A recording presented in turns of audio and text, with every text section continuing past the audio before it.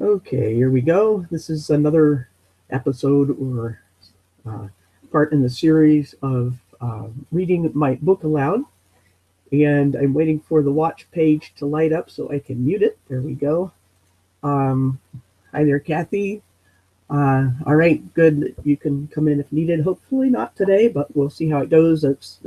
Whatever I had is now spread to one of my kids, and so he's home today. And I found out some of my relatives have it as well, and they're a couple hundred miles from here. So definitely a virus of some sort. Just really nasty coughing laryngitis virus, but hope nobody else gets it. Um, I'll get right into this. This is chapter 12, the teachings, part 7.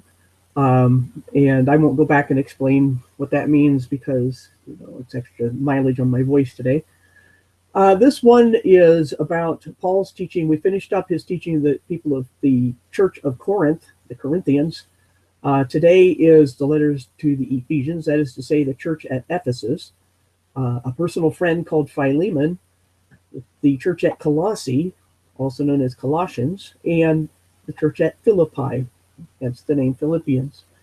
So I will get right into that. Paul's letter to the Ephesians has as its primary theme the topic of relationships in Christianity. When we're saved, we've become dead to sin and alive to God.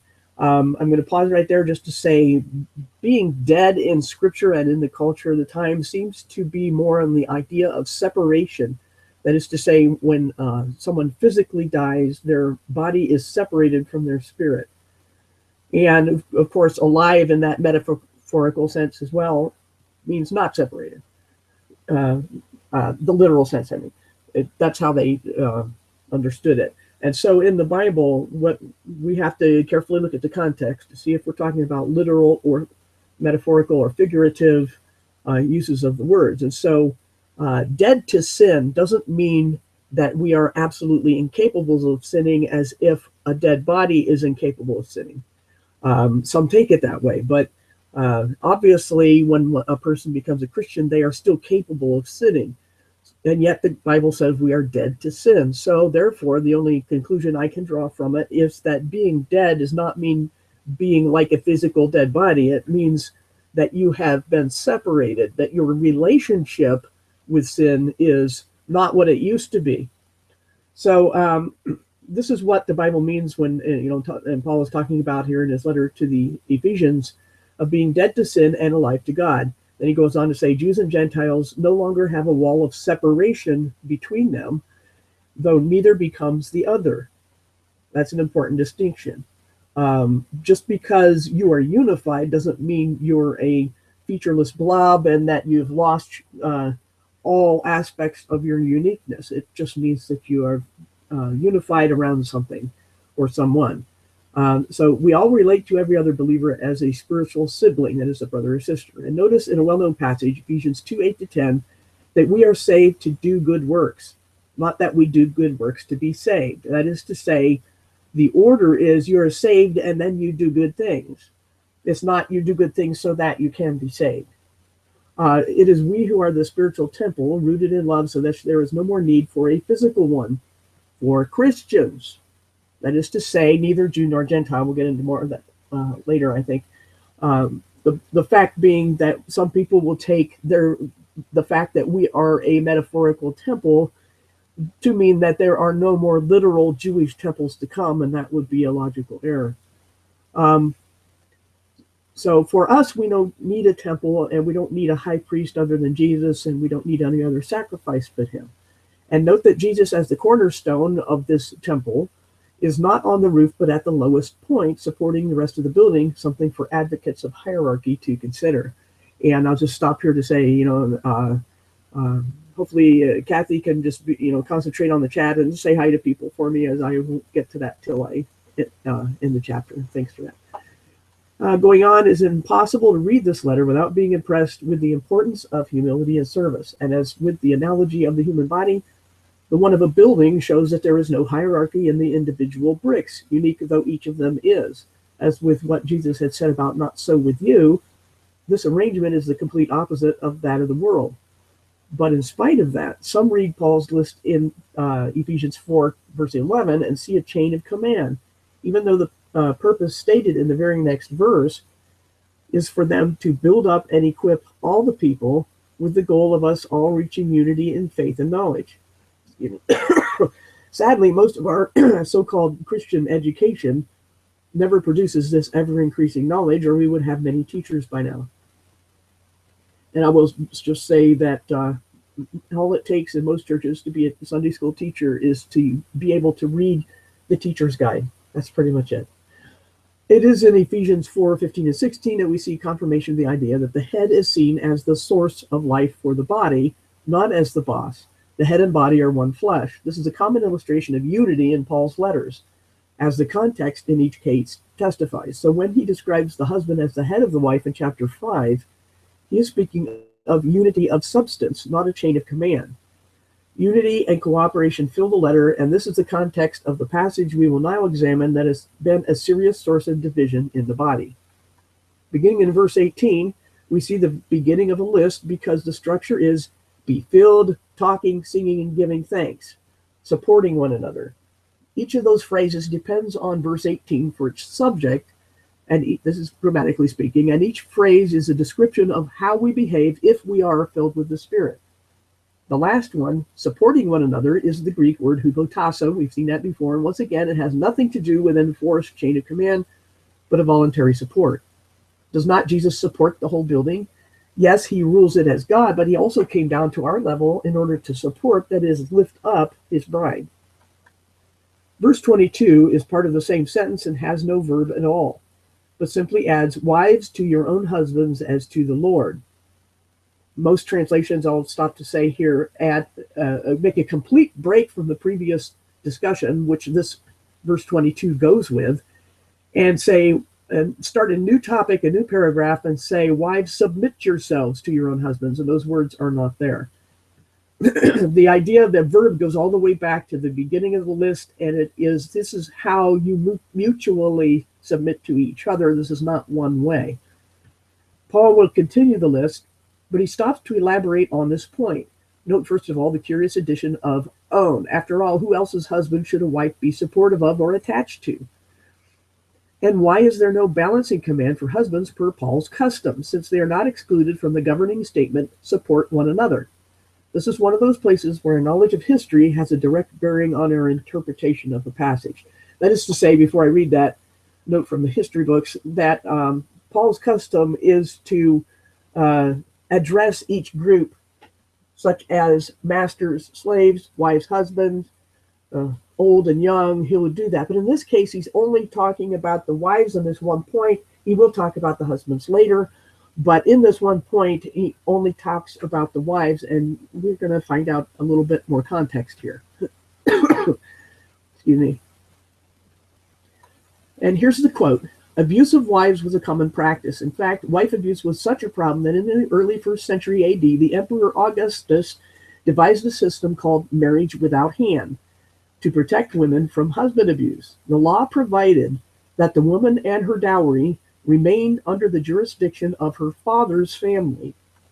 A woman could be taken back by her family and married to another man if the husband mistreated her too severely. The law was intended to reduce the divorce rate and stabilize family life, but in fact only contributed to further instability in marriage.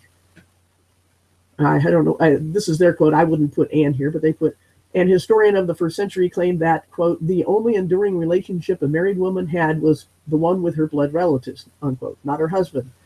So marriage instructions were directed almost exclusively to the wife. She is to defer to the wishes of her husband, to worship his gods, to have no friends of her own, to understand and forgive his sexual relations with courtesans and men. I have a footnote for that, so you can look that up. Excuse me. Let me get just a little drink here. Okay, now we know, going back to my book, that was the end of the quote. Now we know why Paul added the word own, you your own husband. The law was for a woman to be attached to her father. But Paul is telling Christian wives to be attached to their husbands, and he appeals to our unity with Jesus as the comparison. We left the world to become one with Jesus, and so contrary to the law, Christian women must leave their fathers and unite with their husbands. There was no need to say this to Christian men. In obvious contrast, were this a new law Paul was instituting, there would have been laws for both men and women. Now for the elaboration on this item in the list. As always, Paul uses the body analogy to talk about unity, and he compares Jesus being the source of the church with the man being the source of the woman. We went over that in detail yesterday. The reference to us as Christ's body is obviously a metaphor, so we know the reference to the woman as the body is also a metaphor. And as we learned before, when the Greeks used head as a metaphor, it meant source or face, not boss. We cannot inject the divinity of Jesus into this head-body illustration. And so when we read verse 24, which is Paul's repetition of verse 22, we must remember that the idea is of attachment and unity, not hierarchy. With what we know about the historical situation, we can now understand more fully what Paul says to husbands in verses 25 through 33, which is what is called a pericope. I had a note earlier that I didn't go to the footnote. What a pericope is in a Greek writing is kind of like bookends, where you have a statement, and then you have some other sentences in between, and then a final statement that is a duplicate of the first statement. So they act as bookends to a section. So that's what is going on here. He has a bookend going on here. And sandwiched between the statements about the requirement for a husband to love his wife as he loves himself, those are the bookend statements at the beginning and end of that section. Between that are statements drawing from common experiences to convince husbands of how natural it should be to so love their wives. Why did he have to teach them that? Because they weren't in the habit of doing that. We see that Paul goes to great effort to emphasize this requirement, and the reason is because of what he had just said to wives. Since they were not to run back to their fathers for protection from abuse, Paul had to tell husbands about their side of this command. Without it, wives would be at the mercy of men whose culture gave them the right to beat and even kill their wives and to cheat on them with impunity. So we do have balance in this. The wife is to be devoted to her husband as she is to the Lord rather than to her father. And so the husband is not to mistreat his wife, but to love her as Christ loves the church. That's the section, and it's marked off by husbands love your wives at the front and back of that section. And in between, he's telling them how and why they should love their wives. And this is because Paul just closed the door on the escape route of the women to go back to their fathers if they were abused. So Paul says, okay, since you're stuck here, you husbands better be nice to them. And this would promote family unity without opening up the women to abuse. Moving on, but we all must emphasize the fact that it is the love of Christ, not his divine authority, that the husband is to have. Paul is not telling husbands that they too have the power to make their wives holy, to cleanse them by washing in the word. These are phrases out of the passage, or to present them to God without flaw. Paul is simply listing things Christ did for all of us, his body. He is most assuredly not equating men with Christ. Amazingly, it is this passage which is used to argue that men are bosses over their wives and that a husband plays the role of father to his wife's role of son, which is disgusting. But that's what they teach. That a wife is to model the submission of the Son of God to the Father, her husband, which is just sick on every level. Every believer is to follow the example of the humility of the Son. Men are not excluded. Not once are any of us told to play God to another believer. It is disgusting to try and model the husband-wife relationship after a parent-child relationship. It should go without saying that a wife is not her husband's child. The fact that such obvious things do have to be spelled out is a testament to the depths to which Christian theology has sunk. Then Paul continues the list with instructions to children, parents, slaves, and masters. And we should note that the word translated master is identical to the one typically translated Lord.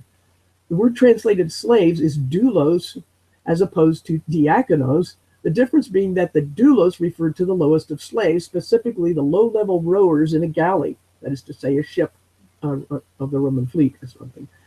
This was hardly a position of honor and respect. Yet that is what a true slave of Jesus is, an under-rower, the lowest of the low. These are the ones Jesus said would be the greatest in the kingdom of heaven, and they are not found up on the bridge steering the ship, wearing titles and being saluted. Any believer who vies for that position is a usurper. That is to say, trying to commit mutiny. on the true captain of the ship. So, and just to be a bit crude here about history, things that I read about these under rowers, most ships had one level of rowing. That they would have the oars go out the side of the ship just above waterline, and slaves would be chained to their oars and forced to row the ship. Well, in some ships, they were actually a staggered row, two levels of rowers. There was a top row and a bottom row, and you did not get potty breaks. So they put slats in the seats of the rowers, so whatever they had to do would fall down, and if you were on the bottom row, guess what happened? So this is what, in crude analogy, happens to those who are the true, low, humble servants. You get crapped on. And that's why, if that's happening to you, then is hopefully an indication that you are, in fact, getting that treatment because you are the lowest of the low and you've humbled yourself. So, yeah, it's disgusting. Sorry about that. Let's move on from there. This is all to say you can tell who the servants are. So Paul's, that's enough about Ephesians, which I wanted to go over because it's one of the proof texts that are used to subjugate women and make them less entitled than men based on the flesh alone. Paul's next letter was to Philemon, and once again we see that he does not pull rank, but instead makes a request asking to cash in on a favor. It's actually a little amusing the way Paul twists Philemon's arm, playing a sort of Jewish mother guilt game. But of course, the point is that even when Paul has every right to boss someone, he never takes advantage of it. That's all I said about Philemon. What's going on there is that Philemon had a slave, and the slave ran away. And Paul encountered this slave and converted him to Christianity. And now he's going to send the slave back to his master. And he's writing this letter ahead of time to tell the master, Philemon, that this is now his brother in Christ. That doesn't mean, and Paul will go on to say in other passages, just because your master is a Christian doesn't mean you should slack off. In fact, you should treat them with more dignity because they're a fellow believer. But on the other hand, Paul is always careful to say that the master has obligations too to fellow believers because they too have a master in heaven. So everything is balanced. But what Paul is doing is very funny, the way he says, you got to do this for an old man, right? And I'm going to come to see you, so get a room ready, because he's going to come up and check on the guy. So it's actually kind of a funny little book, but it's very short. And I need another drink. Hold on a second. Moving on to the letter to the Colossians. Once again, we encounter the head-body metaphor. And once again, we see the view that the body finds its life in the head, which came first. But he'll say more about that shortly. In chapter 2, he warns against smooth talkers who would lead them astray. And note the details in verse 8 about high-sounding philosophy and human traditions, which are worldly. But typical translations of verse 10 would have us believe that there is such a thing as head over, that is to say, a boss, which would contradict what we know about the Greek metaphor. But the actual vocabulary of that verse is this. It's talking about Christ, who is the head of every rule, arche, and authority, exousia. So Jesus is the head of every rule and authority. Where is the word over? It's not there. The phrase is head of, not head over. So the meaning here is not that Jesus is the boss over every other boss, even though we know that to be the case, but that Jesus is the originator and source of all rule and authority. This is, as we must carefully note, in the context of unity and identification with Jesus, who, as Paul goes on to say, has made a spectacle of those rulers, putting them on parade as a laughingstock. And again, I ask those who crave rule over others, is this what you really want? It's what you're asking for? That is to say, Jesus makes a mockery of those who would pretend that they are rulers. Excuse me.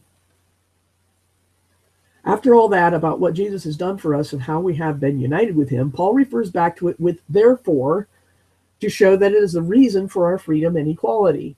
Jesus did away with the old lines of authority and oppression, such that now in him we are not to be put back under them in any way.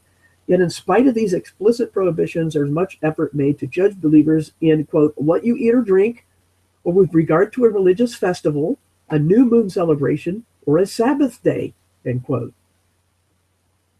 Hebrew roots people read that verse. Paul is explicitly stating that he's telling people that they are wrong to start worrying about what they eat or drink as a religious rite, or with regard to festivals, new moon celebrations, which is part of the Jewish law, or even a Sabbath day. So why, in complete disregard of Scripture, do these controllers prefer the shadow over the reality, as Paul put the terms in verse 17, that the law was a shadow pointing to the reality, which is Christ? And how many cults and false religions have grown from the very thing Paul warns us about in verse 18, concerning those who claim to have been visited by angels? Such teachers are not connected to the head and thus not part of his body. That is, there were people, I think especially some of the Gnostics, who were saying that because an angel visited them, does that sound like Mormonism to you? Or Islam? There's a lot of parallels between those two religions. Both have someone being visited by an angel, supposedly, who told them something better. And Paul is refuting this claim that people would have. And he says that they are not part of the body. And all the do nots things that Paul lists have been turned into do's by Christian leaders throughout history. That's to say, these people who saw angels were telling people, do not taste, do not touch, do not handle, a bunch of do nots or prohibitions that you typically find among people pretending to be so very spiritual. Don't do this, don't do that. And yet the Christian community turns them into do this, do that, do the very thing that Paul said not to do, which is to put yourself back under religious rites. As with Galatians 3:28, which once again is where I took the title of my book, You Are All One, Paul repeats in 3:11 that in Jesus there are to be no divisions by race, class, or anything else. If we were to choose one phrase to sum up the teachings of Paul concerning a community of believers, it would surely be unity in the Spirit. He goes on to list more of the one another's. He says one another a lot in his letters, emphasizing our equality as well. Yet the controllers will still read verse 18 in isolation, as if Paul never has mentioned the relationship between husband and wife before.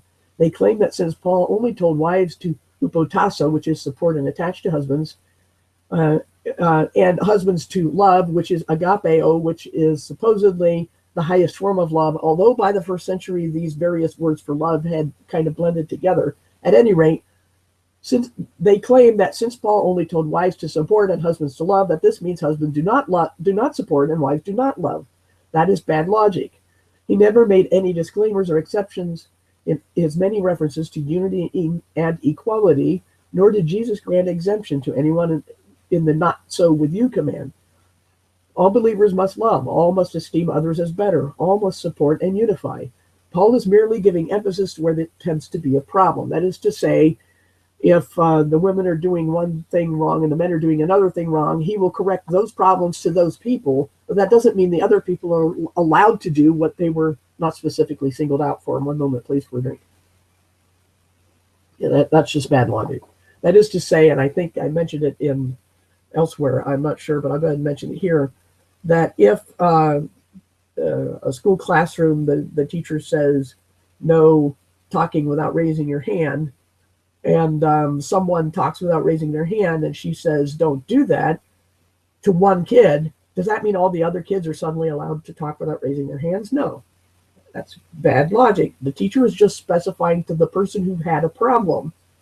And so it is with Paul. He's saying that wives need to do this, husbands need to do that, not because that wives are allowed to not, they're exempt from loving and husbands are exempt from supporting or deferring. That's not the case at all. He's saying there's the problems were in the society there in that area, and he's talking to those people who needed a correction. So the word translated obey for children and slaves in that passage is hupakuo, which, as we learned before, means to listen or answer to. We get kind of related. We can hear the word acoustic in there. Means to listen. And why are these words being translated into English in a way that gives the reader the impression of blind subservience? You have to ask the controllers that question. Now, in his letter to the Philippians, that is to say the church at Philippi, the first thing Paul does is to identify himself as a doulos. Remember that? The lowest of the low. How many leaders in Christendom would follow his example in practice? The test would be to see if their service would change if we took away the titles, offices, recognition, respect, salaries, and followers.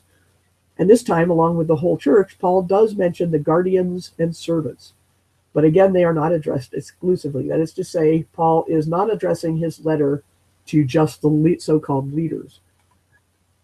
And while verse 6 in Philippians is typically cited, chapter 1, in the matter of assurance of salvation, Paul isn't even talking about that there.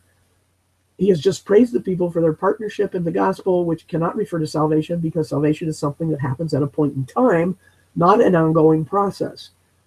Just like birth is a point in time, but growth happens over time. And so salvation is new birth, not new growth. Growth is what happens after you're born. Spiritual growth is a lifelong process, and we have work to do along the way. This is what Paul means by God finishing what he started. Verses 15 to 18 is a good passage to remember when discussing what to do with people who teach correct doctrine, but live in a way that denies the gospel. Paul is happy that the truth is preached, but from all he has written, we cannot think that this means we must never criticize anyone as long as their message is biblical. Certainly, Paul would not recommend keeping such people in the fellowship, as we recall his instructions to the Corinthians. Bad behavior can be grounds for exclusion, but Paul would not chase them down outside the fellowship and tell them to be silent. Remember that we are to judge those among our own group. That is to say, if Paul is disciplining someone, that someone is still considered part of the body of believers, or he wouldn't care. As is his habit, Paul continues in chapter 2 with the message of unity, equality, love, and humility. If we truly value others as better than ourselves, we will not seek to rule over them or demand compliance with our personal convictions. This is where we are given one of the most powerful passages on what Jesus came to do, and it is a lesson in extreme humility. This is what those with power or privilege are to do. This is how we follow Jesus. He stooped down to lift us up and served those he created. He did not jealously cling to that which was rightfully his, but laid it aside for a greater purpose, that of redeeming us. And I want to stop here to look at the difference between the word jealous and the word envious. Because so many people say God is a jealous God. He even said so God is bad. No, jealousy is when you guard what already belongs to you. Envy is when you want what does not belong to you. So if God is jealous, he's doing the right thing. He is protecting his own. It would be bad for him not to protect his own, not to protect those who belong to him and have taken refuge in him. He is jealous for them. He is jealous for the honor of his name, just as we are of our own names, and that's not bad. If somebody slanders us, we have every right to be incensed and to complain about it. So God is jealous because he protects his own. He is not envious. He has no one else to envy. So this is what is happening in that passage of Philippians 2:5-11, where Jesus is said to have not thought his divinity, his equality with God, something to be jealously clung to. But he set it aside for a time and took on humanity. He took on humanity at a point in time. He was not always also human, but he was always one person of the Trinity. At any rate, he did this for a purpose. But in verse 12, we see yet another instance where hupakuo is translated as obey instead of listening. Can anyone have any familiarity with the letters of Paul and think he suddenly decided to demand obedience to himself? And would he also tell them to work for our salvation, having made it more than clear that salvation is a gift? No, Paul has neither changed nor contradicted himself, and he even adds in verse 13 that whatever work is being done by God. Salvation, which happens at a point of time, is then worked out, not worked for. For our spiritual growth is a lifelong process that happens after salvation. So we have to be careful reading those things in Philippians. That was chapter 2. In chapter 3, Paul specifically warns against legalists, people who look on the flesh and want control over others. This sort of attitude angers Paul, as we can see in his calling them names. Get that? Paul called people names. He was mad at them.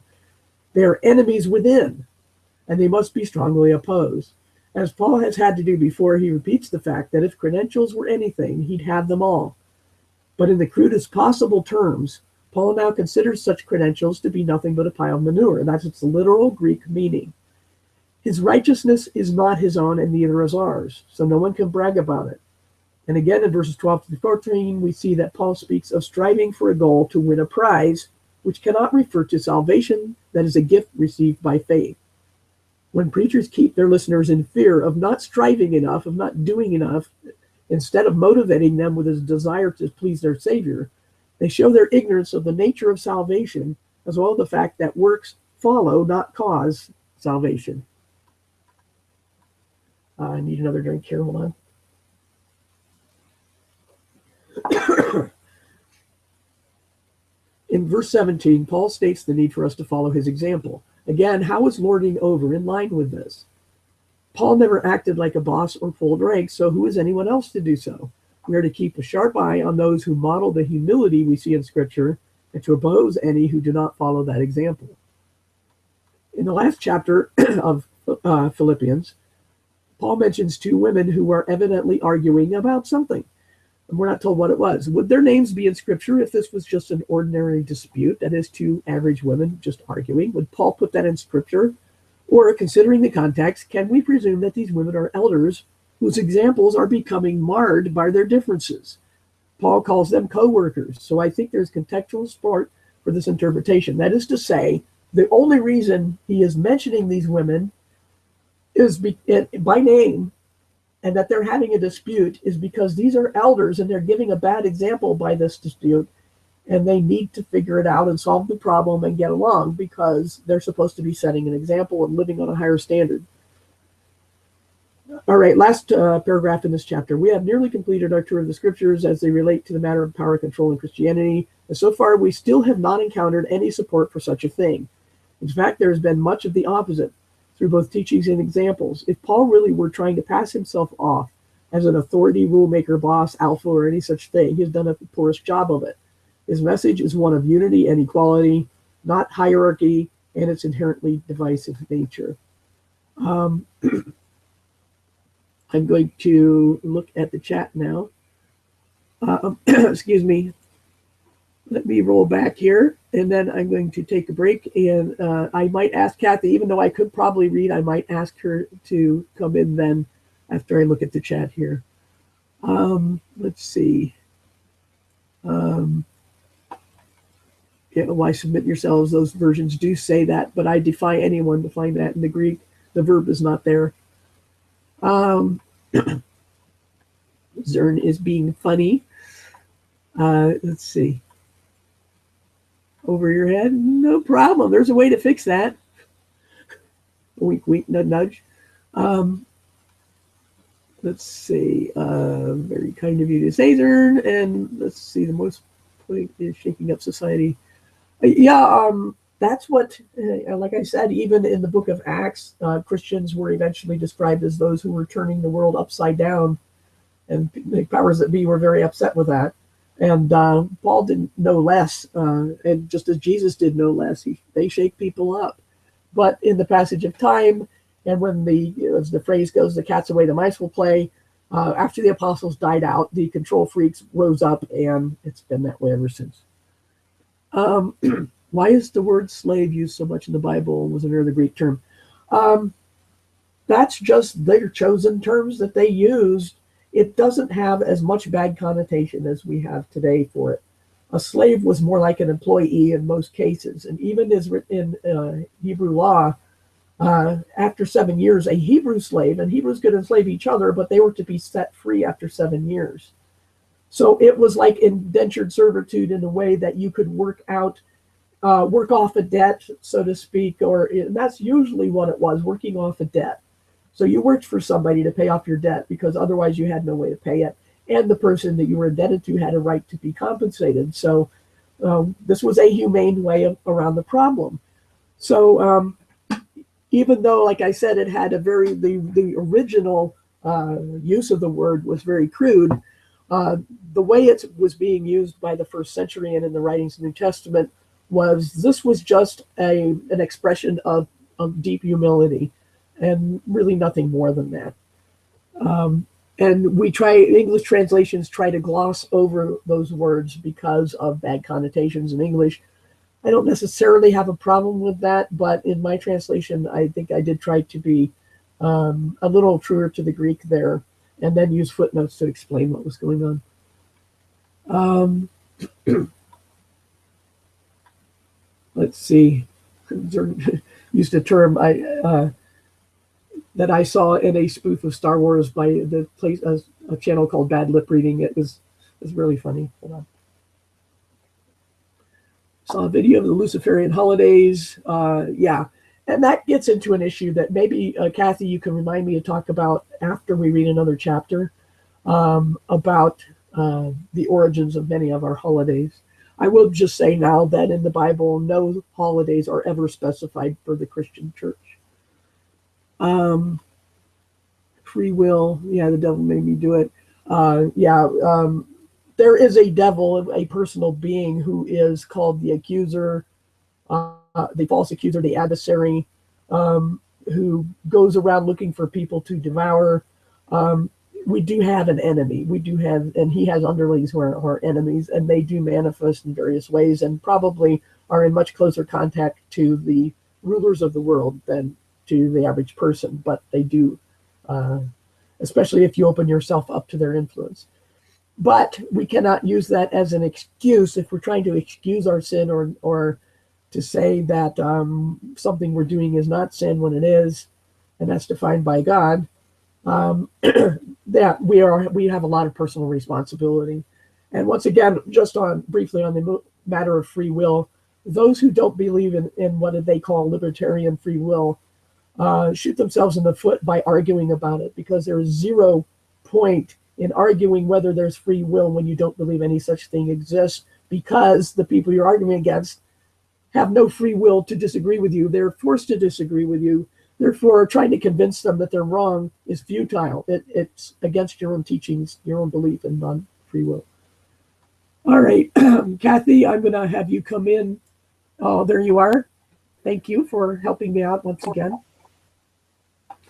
And I will go ahead and get the next chapter up here. Okay, no problem. Let me just roll down here. We are near the end, as I mentioned. Oops. We're on part 8. I think tomorrow, we'll try to finish up. We have 1 part and a short summary, and then 2 appendices that I really want to go over. So tomorrow will be the end of this, and that's about the time I'll get my voice back completely. You know how that goes. Right. All right. I didn't see any other questions in the chat, but if you're ready to go, then let me try to expand this just a little so we can get a little more, couple of paragraphs in there, and you should be able to still see that. All right, take it away. Okay. The last 3 of Paul's letters, 1 Timothy, Titus, and 2 Timothy, are the few that are addressed to individuals in a congregational setting. But even so, these people are not resident leaders or authorities. Timothy and Titus were Paul's co-workers, fellow missionaries and travelers and trusted companions. And neither of them is addressed as pastor, elder, or any other such title.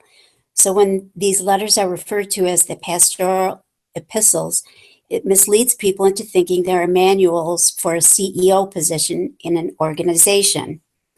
Paul begins his first letter to Timothy by urging him to stay in Ephesus long enough to stop false teachers. The content of those teachings seems to be related to either Jewish myth or Gnosticism, or both. They have become a major distraction at the very least, but have progressed to the point where some have raised themselves up as teachers in the assembly. Yet these people are unqualified and ignorant of true doctrine in spite of their self-confidence and aggressiveness.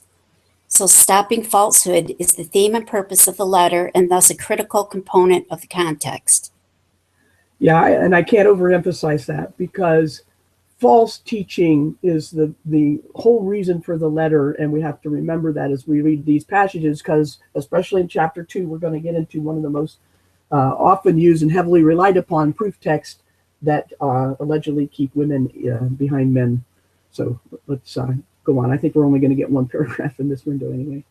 Okay.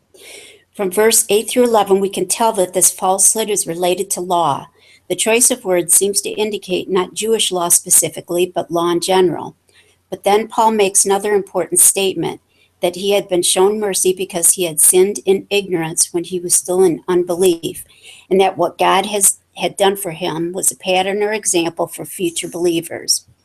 God has mercy on people who do not sin with their eyes open, but not for those who know not what they are doing. An example of the latter was the case with the Pharisees, whose guilt Jesus assigned because of their claim to see. We should recall that the man Paul mentioned in his letters to the Corinthians was never named, meaning it was not necessary for other believers to be on their guard against him because he was not a false teacher. We will encounter this principle again shortly. Okay, before I roll up, you just happened to misread something. Oh, Um, please where correct was that. it? Yeah. Oh, God has mercy on people who do not sin with their eyes open, but not for those who do know what they're doing. You said Oh, no, not. So right, might have been right. confusing to listeners.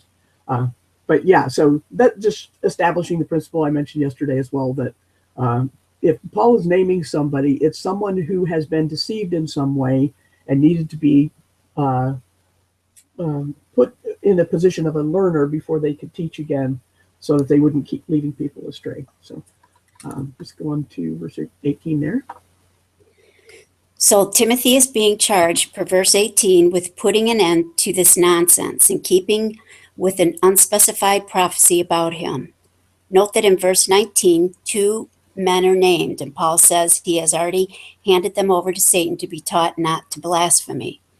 As with the man in 1 Corinthians, handing over to Satan is not indicative of lack of saving faith, and who is but a believer needs to be taught a lesson about blasphemy. This is an internal matter, so these must be believers. But unlike the unnamed man, these are false teachers, which we know from what Paul is telling Timothy. The context of 1 Corinthians was immorality, while the topic here is false teaching. So we see from Paul's examples that while there can be various reasons to expel someone from fellowship, only deliberate false teachers are named so that other believers know who not to trust.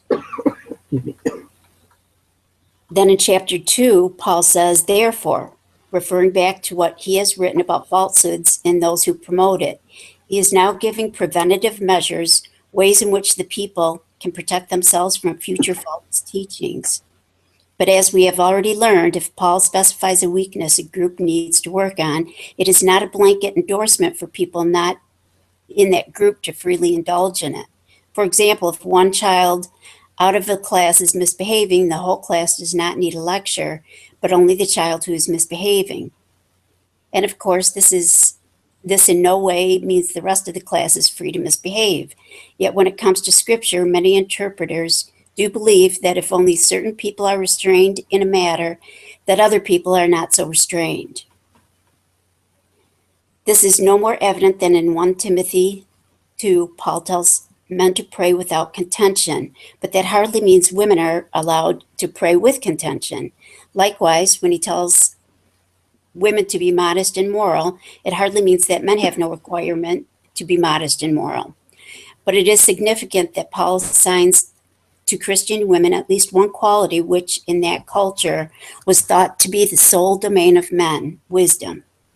While some teachers today would turn a Christian woman into a mere empty shell whose only purpose in life is to serve a man, Paul urges her to be wise. And again, it is not only Christian women who need to be moral and pure and wise.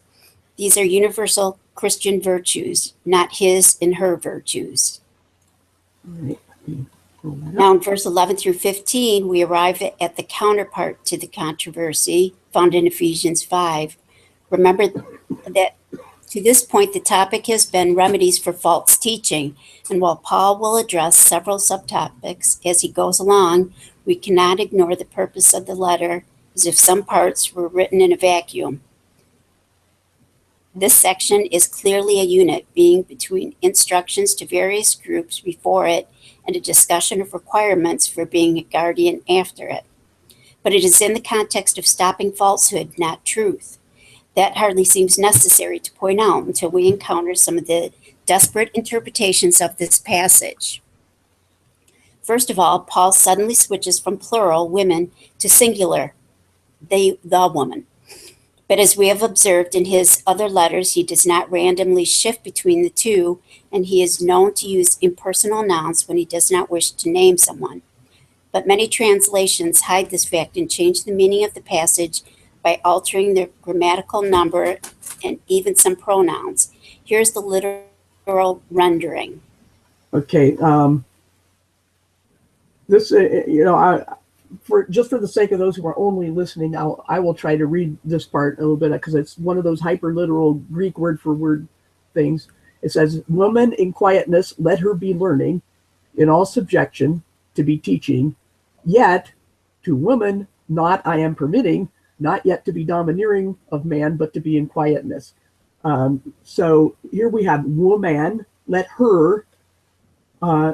Woman not permitting to be domineering of man, but to be in quietness. So he's talking singular woman in that passage. Okay, and I'll read that word there, Hesusia. Okay. Okay. Woman is singular, as we have said. Quietness is the word Jesusia. Yeah, pretty close. Good enough. And while some claim it means complete silence, most agree that it means in a quiet and respectful manner. All students were to have this attitude, and the same word is found in 1 Peter 3:4, which makes the second meaning obvious. Let me just stop you there for a second, pop that up. Rather, it should be that of your inner self, the unfading beauty of a gentle and quiet spirit, which of great worth in God's sight. Quiet is the same word, Jesusia.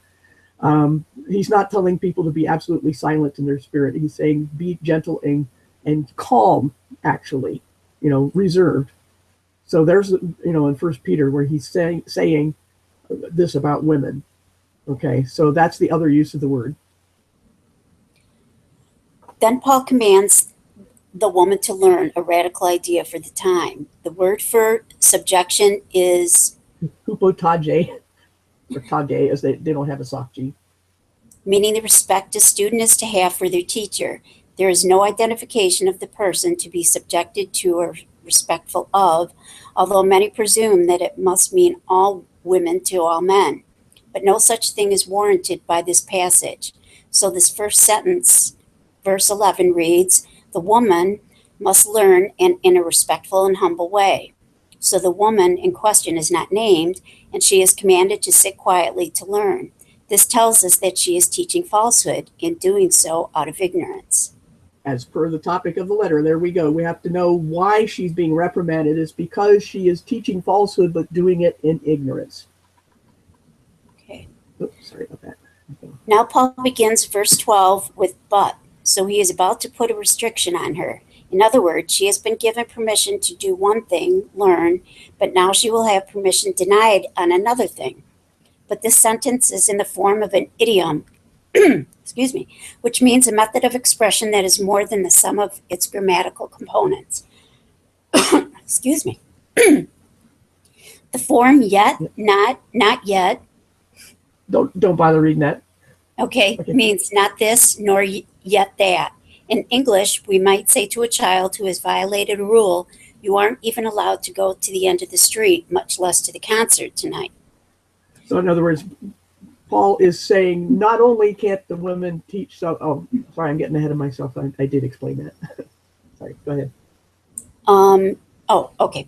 Now we understand verse 12 to read, "I am not even giving her permission to teach, much less to oppressively control the man. She must quiet down." Yeah. Here we have another unnamed person, a man, and this woman is oppressively controlling him. The Greek word there is authentein, a rare word in classical literature of the time and used only in this spot in the entire New Testament. Its literal meaning has to do with murder or violent overtaking, with some translations choosing to render it as domineer. What it certainly does not mean is any and all authority. We have already seen the more common Greek words for that, and Paul uses one of them, epitrepo, in this very sentence when he says, "I am not permitting." So what she is being denied is permission to teach, especially not to oppressively control. Again, this does not mean that men are allowed to oppressively control other men. No believer is allowed to do this, but not all of them are doing so in Ephesus at this time. Like the one child who needs the reprimand for misbehaving, the one woman teaching falsehood and oppressively controlling a man is the one being reprimanded.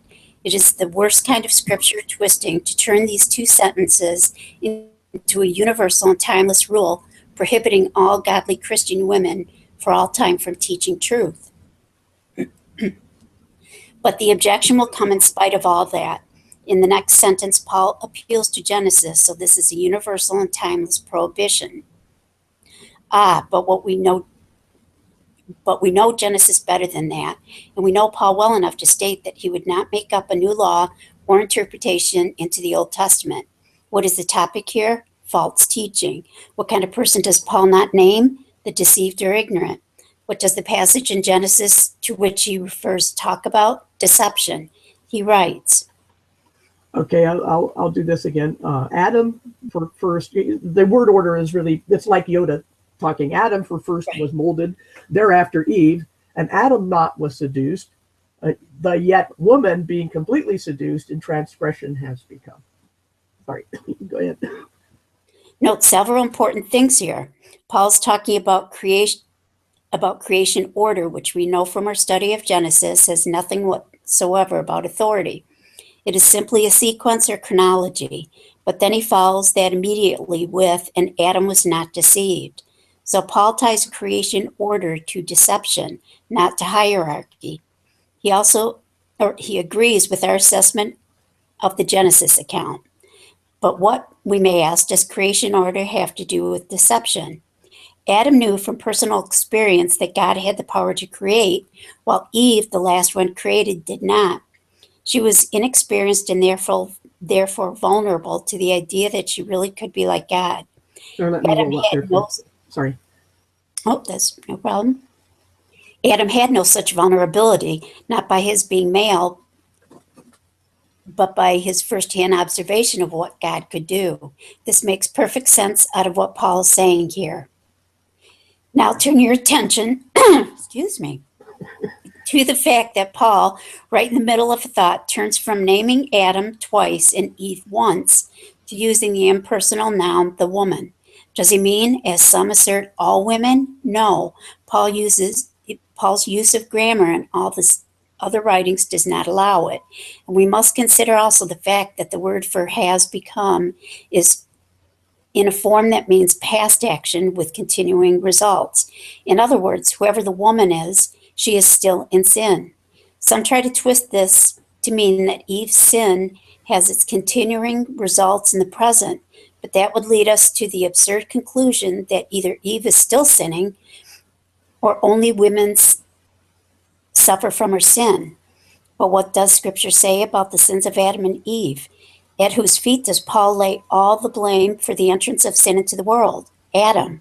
Nothing is ever said anywhere in Scripture about anyone suffering the effects of the sin of Eve.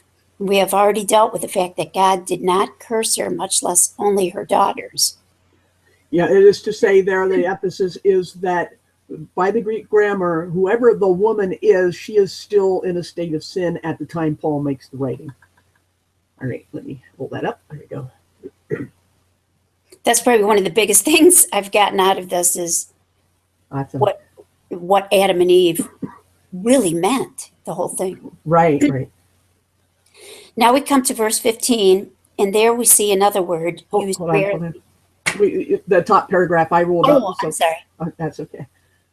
We should note also that in 2 Corinthians 11:3, Paul feared that all of the Corinthian believers, not just the women, had been deceived by the serpent's cunning, just as Eve had been. If deception were the sole domain of women, Paul just contradicted himself. And who would claim that only women can be deceived or that only men can guard them from it? Our experiences alone would be enough to refute the idea that women are intrinsically deceivable in a way that men intrinsically are not. As with Adam and Eve, deception is a matter of experience, not biology.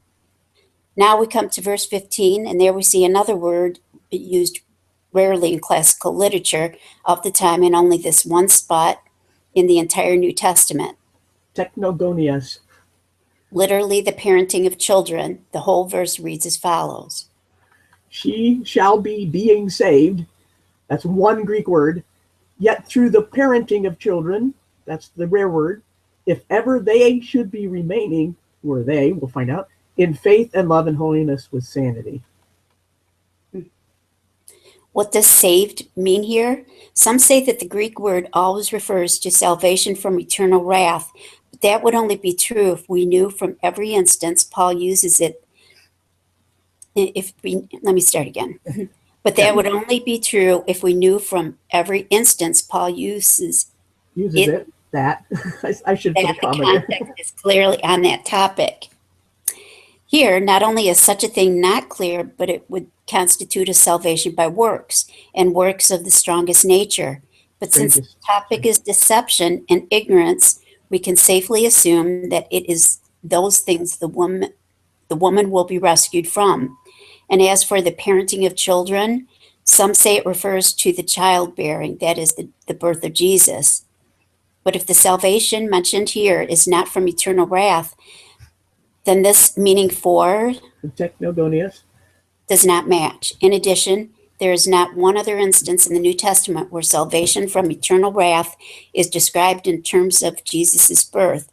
It is always in conjunction with his death and resurrection. Let me just interject here a little bit.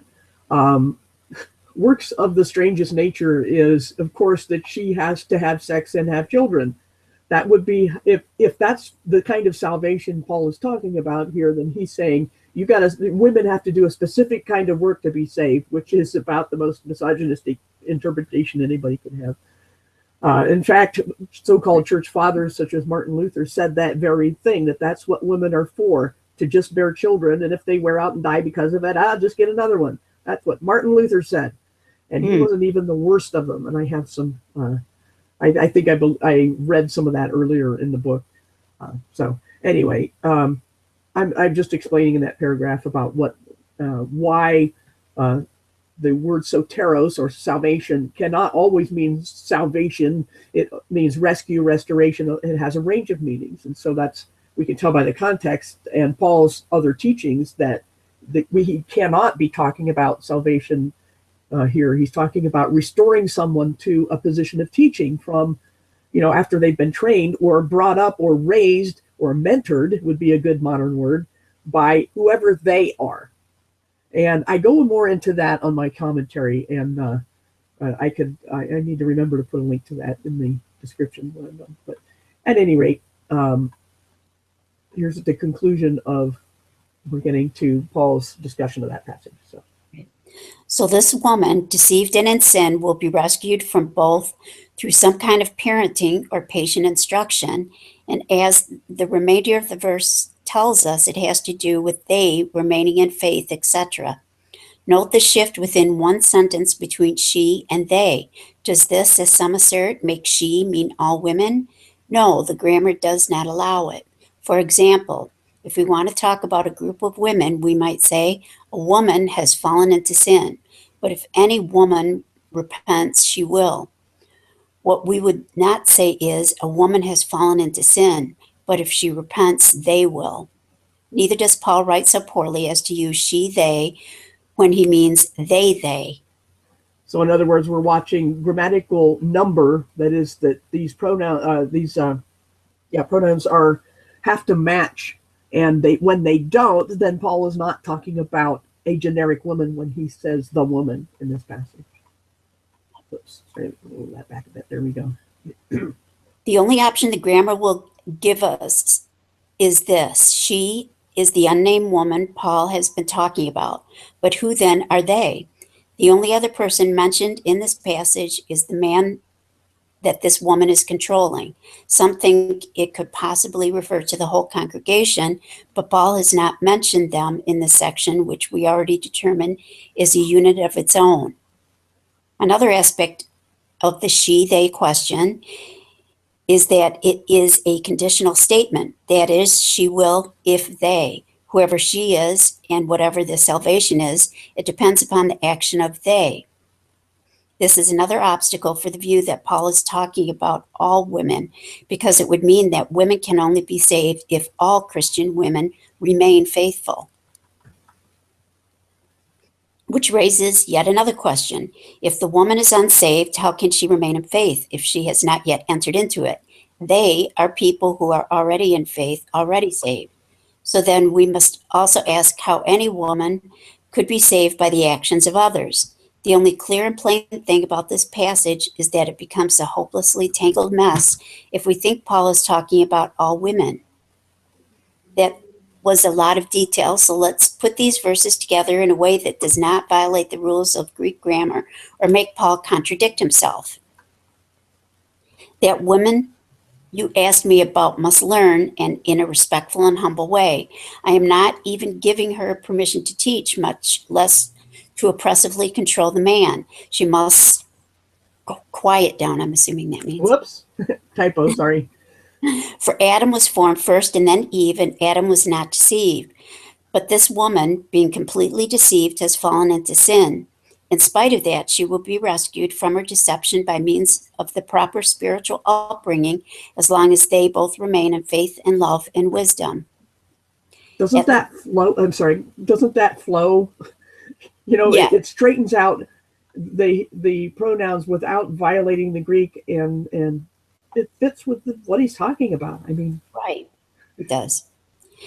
At last we are ready to move on to the next section, but immediately we find ourselves embroiled in yet another controversy, this time on alleged offices in the church. First up is 1 Timothy 3, where Paul instructs Timothy about overseers. Their Greek word is episkop. or And it means, episcopy. okay, Nope, sorry. the E, I forget that the E is used. And it means to supervise or watch over, literally to look upon.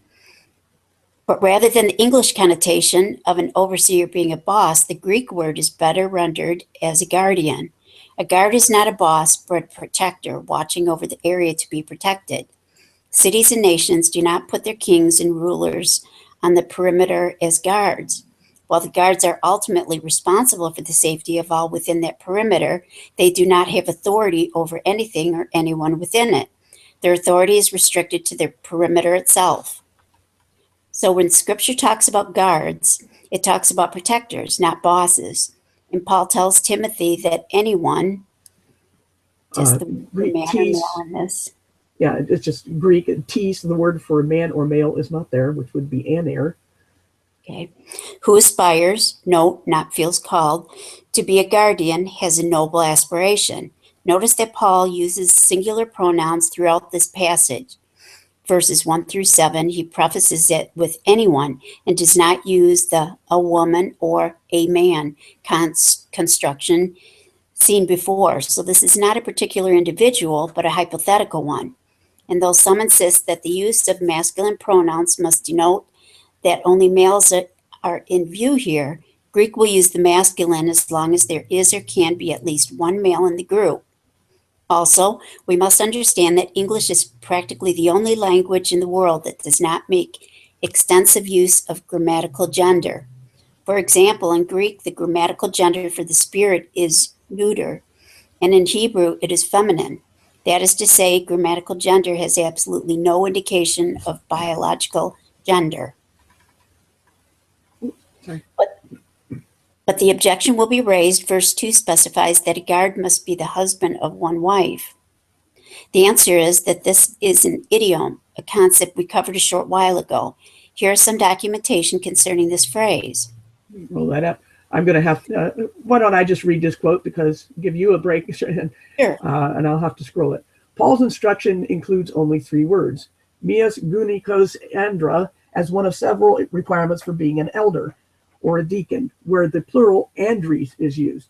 Gune refers to any adult female. That's where we get the word gynecologist, by the way, including wives and widows. The King James Version translates it woman 129 times and wife 92 times. The noun gunekos is in the genitive and therefore deals with attribution. And that's technical stuff. Don't worry about it. I'm just explaining, the quote is explaining how we justify the grammatical conclusions. It may refer to relationship or quality, for the genitive defines by attributing a quality or relationship to the noun which it modifies.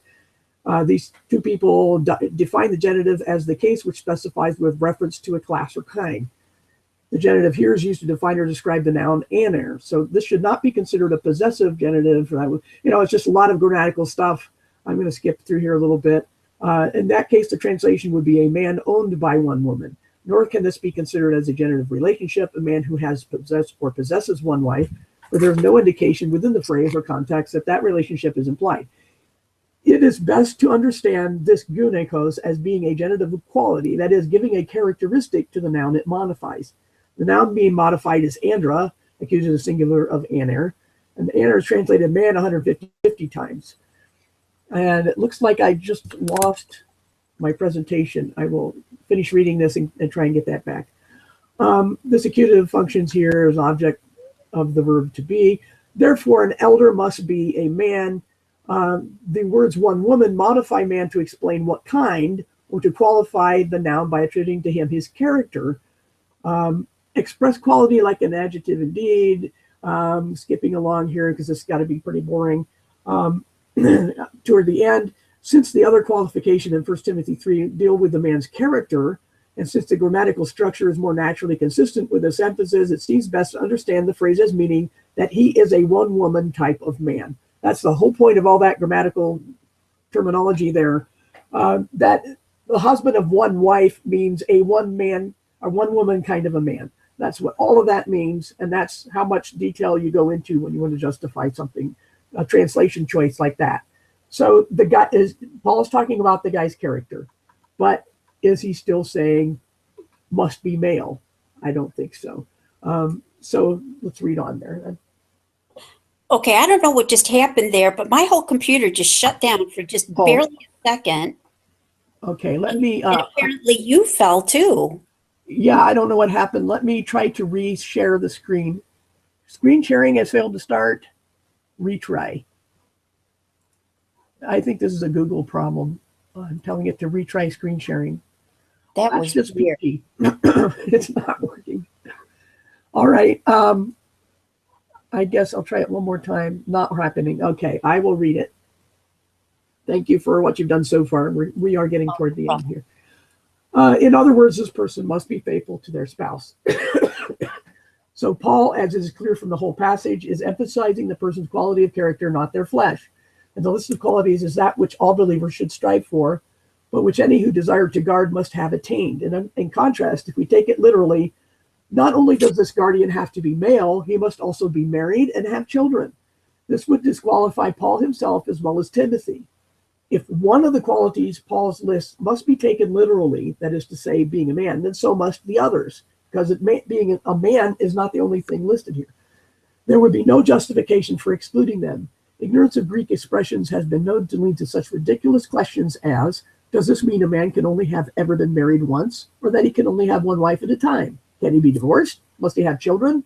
You don't even ask those questions if you don't know what's going on here. If we would just remember that God does not play favorites and does not judge by the external, we would avoid so much needless speculation and division.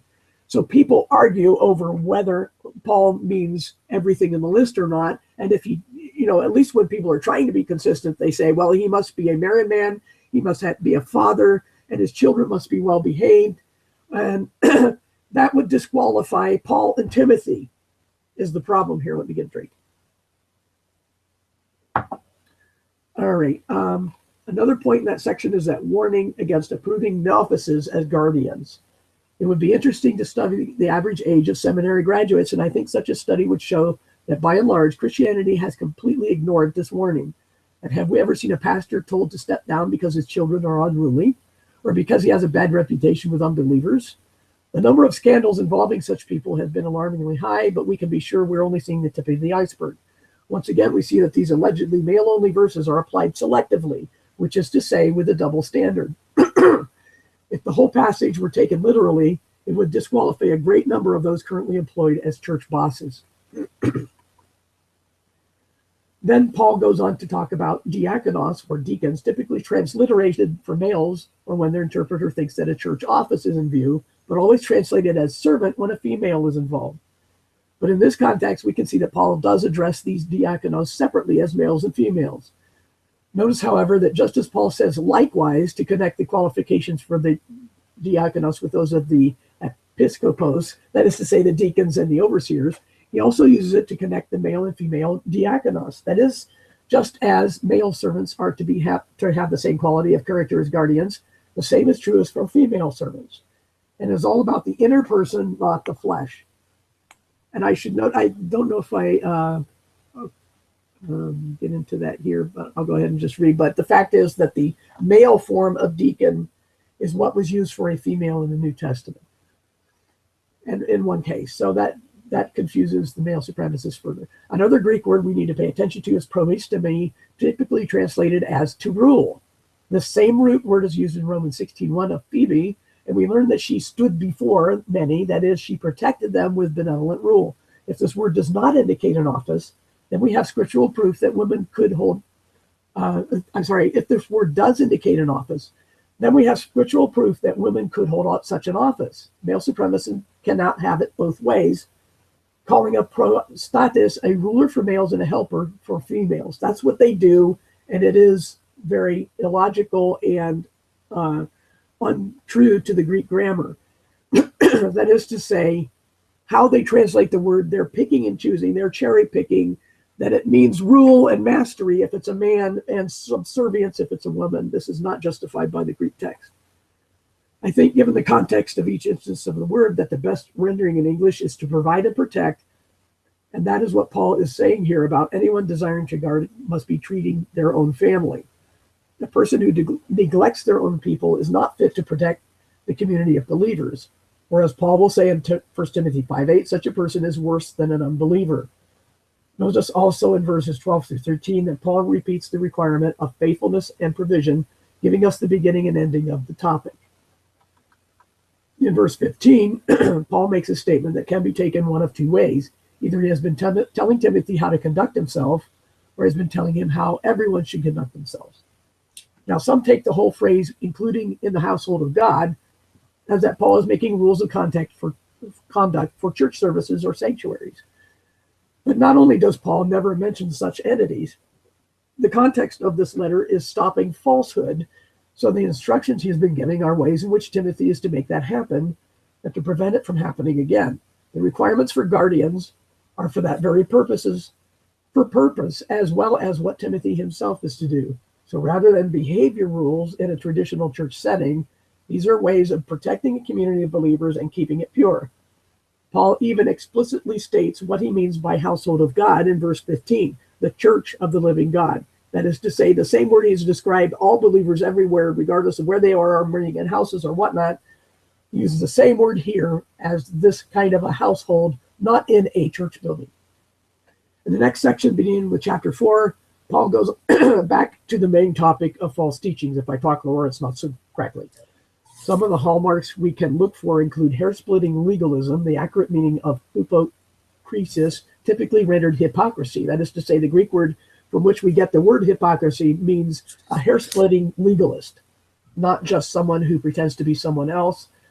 It is a like a nitpicker, we would say, someone who, as the saying goes, majors in the minors. So those are the hallmarks of such people who false teachers. They forbid marriage, a celibate priesthood that is, and commanding abstinence from certain foods, such as vegetarianism. In Romans chapter 14, Paul went into that and said, one person believes this, one believes that, make up your own personal convictions about it. I don't have a rule.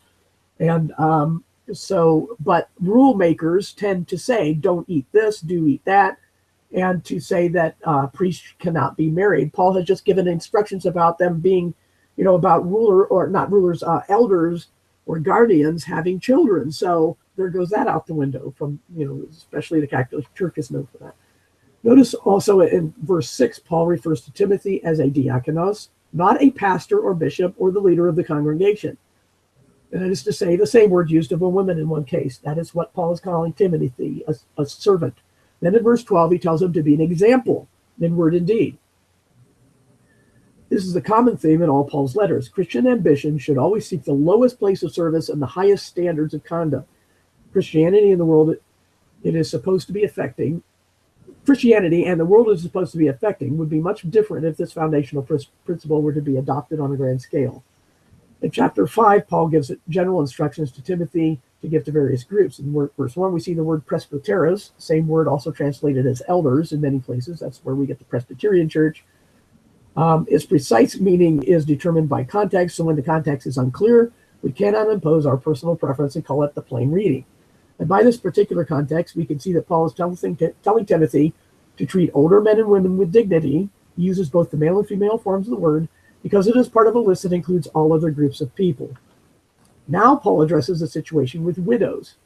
At that time, a widow was at the mercy of family for her support. And Paul makes it clear that if a woman has believing relatives, they must see to her needs and not burden the church with them. But if she has no relatives, yet squanders whatever aid she receives, the church must not support her. In other words, character still matters. On the other hand, as we mentioned a short time ago, believers who refuse to care for their own are worse than unbelievers. Then Paul adds one more stipulation for supporting widows, that being a minimum age of 60.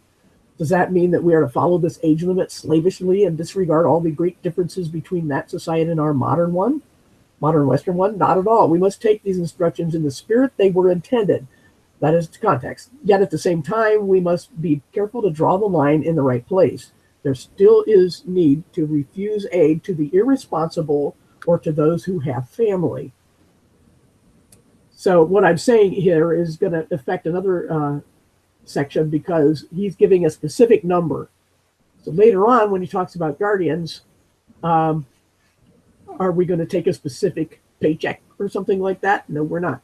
And so we're remembering this principle that Paul is making here.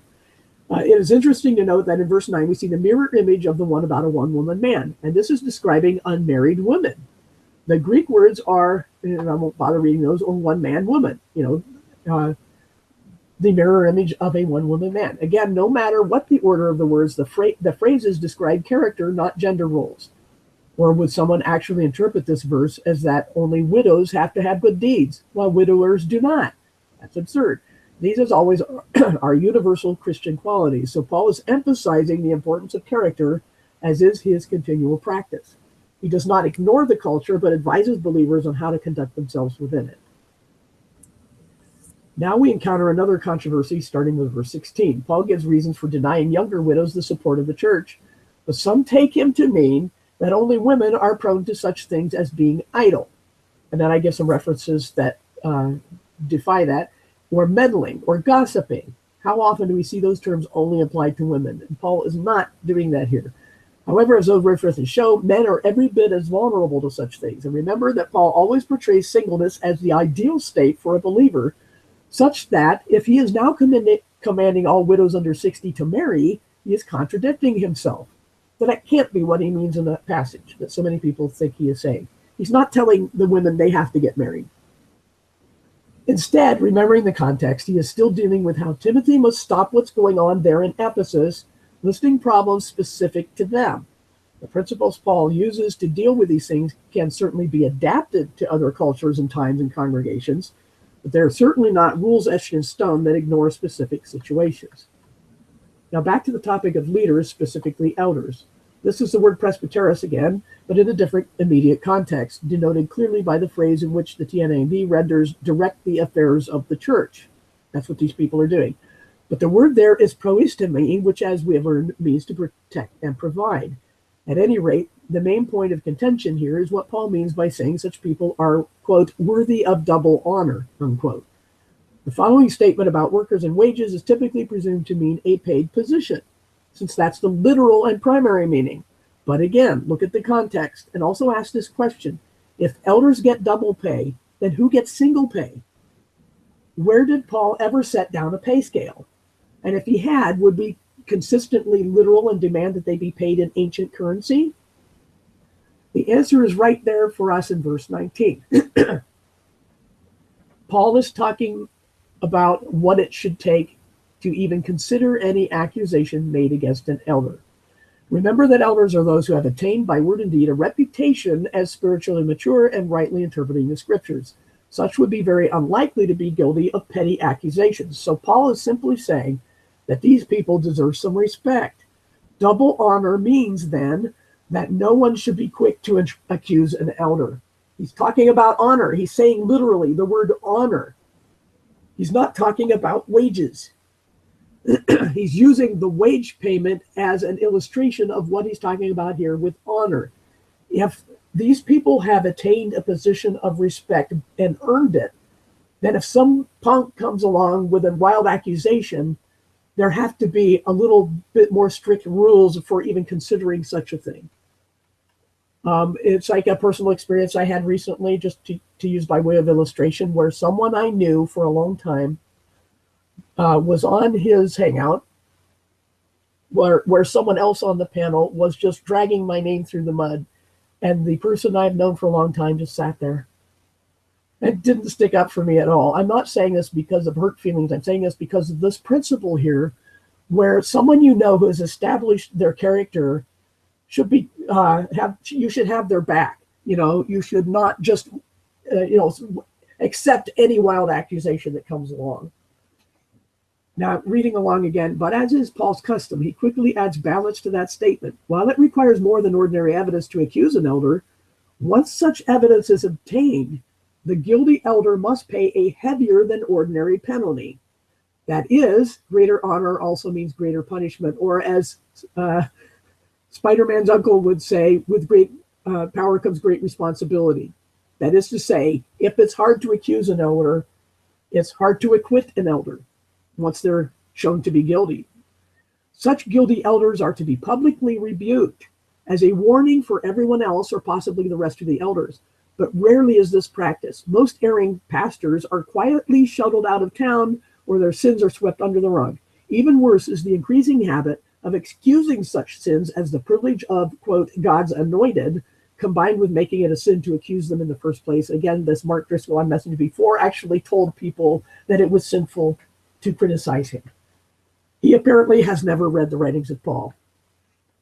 This highlights another of Paul's statements that is widely ignored: to do everything without prejudice or showing favoritism. That's verse 21. Once again, Paul stresses unity and equality, mutual love and consistent standards, and does not grant a pass to elders or males or even Jews.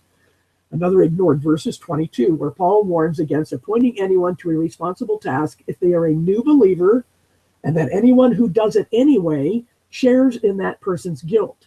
Seminaries and the young people they ordain take warning. Let me get a quick drink here. All right, in chapter 6, we again encounter the word doulos, that's the lowest slave, and their masters are called despotes, also translated as lord, manager, or steward. That's where we get the word despot, or despot, depending on who you ask. A tyrant. Okay, so that's the counterpart to doulos. But in context, we're talking about masters and slaves or employers, employees. Okay, so we have to be careful about the semantic range of these words and the fact that these ranges change depending on the century. The same word is used in 1 Timothy 5:14 in the discussion of young widows, where they are encouraged to have children and to be oiko despoteo, which literally means house despot. So here we have, I'm going to refute a claim here. Some claim that the man is the master of the house or head of the family, but scripture never says so. And as we see here, only the wife and mother is described as such. She is the house tyrant. And used in a good connotation here. She is the master of the house. The erroneous view, excuse me, that a man is the head of his family comes only from Paul's letter to the Corinthians as a preface for head coverings, and we went over that yesterday. And along with the discussion there, we should note that even with the wrong interpretation, being head of a wife does not make one head of the entire family. And what Paul is telling Timothy here is, of course, not an endorsement of slavery, but as with other topics, he is instructing him in the way we believers are to deal with a social institution. Let me get another drink here. Almost done. As Paul winds down his letter, we see another instance where he is very hard on those within the community of believers who ignore sound teachings. This is hardly surprising, given the overall motive for writing the letter, and that being to stop false teachings. But the point here is that Paul minces no words when dealing with those on the inside. Then he gives Timothy a strong charge to do what needs to be done to be found faithful in service. But notice also in these final paragraphs that Paul does not call being rich a sin, nor does he ever tell believers to strive for poverty, but only tells people of means to be good stewards. That is to say, there's nothing wrong with having money, but be careful what you do with it and be responsible and compassionate. Lastly, in verse 20, we see a possible reference to Gnosticism in the phrase, what is falsely called knowledge? The Greek word is gnosis, the basis from which Gnosticism is derived. Gnosticism turns this ordinary word into a special and mystical body of knowledge or level of spirituality obtained only by an elite. That Paul would summarize this letter with such a reference, being something Timothy needs to guard against, is a warning we all need to heed, especially in this modern time of the resurgence of mysticism in the forms of contemplative prayer, so-called, labyrinths, walking a labyrinth while repeating something, or the phrase the silence. Some people take, quieting your mind to the point of having no thoughts. And we would remember back that word hesusia, which does not mean complete silence, etc. So Timothy is supposed to guard against these things, and these are the modern manifestations of it. Christianity today seems more intent upon studying the writings of these thinly veiled Gnostics than the scriptures. And so mercifully, we've come to the end of that chapter. I'm running out of gas here with my voice again. I need, once again, a short break. I've been drinking all this water. You know what happens. And so if you could just, say hello to people for just a couple of minutes, I will be right back. Thank you. Okay, no problem, Paul. Hello to everyone who's still here for watching. I'll let Paula address that last statement. My point was because I had been raised a Catholic, and I had huge problems with it as a child. And thank God, as a young teen, my mother was fine with us not going anymore. But the way the idols in the Catholic Church are abominable. So in that sense, I'd say you're right. But otherwise, I think I disagree with that statement. We'll let Paula see it.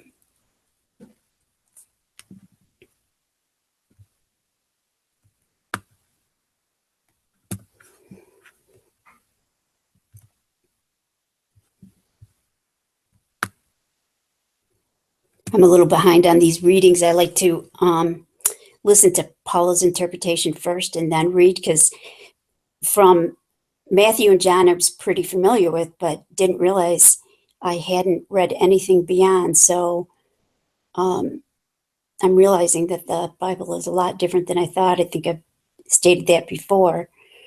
So it's really quite interesting.